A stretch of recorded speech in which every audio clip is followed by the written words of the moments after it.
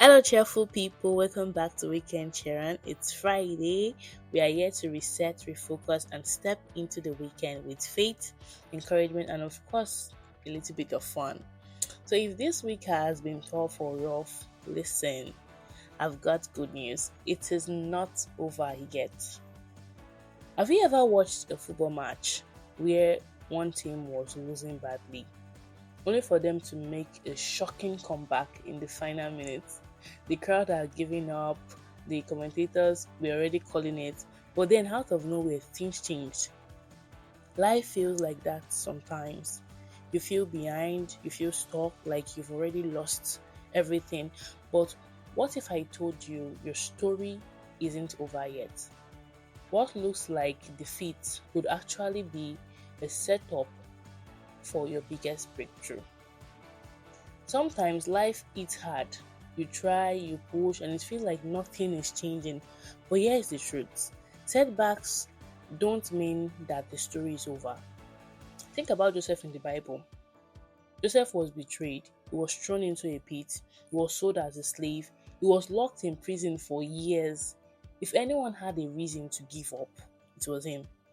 But God was not done. What looked like the end was actually a setup for something greater. And that applies to us too. Just because we don't see progress doesn't mean nothing is happening yet, or nothing is happening at all. Growth often happens on the ground where no one can see it. It's like a seed taking root before it breaks through the soil. So, what do you do when you feel like quitting? When you feel like things are not working out or you have lost it? The first thing to do is pause, breathe, remind yourself why you started in the first place, the reason why you're doing what you're doing.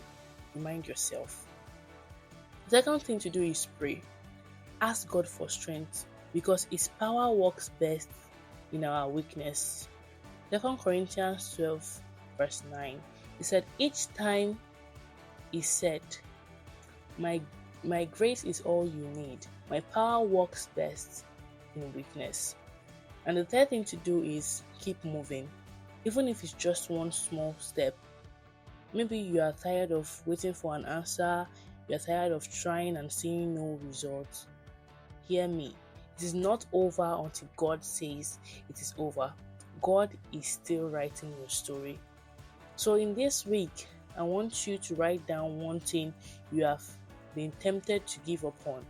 But instead of giving up or instead of quitting, take one small step forward.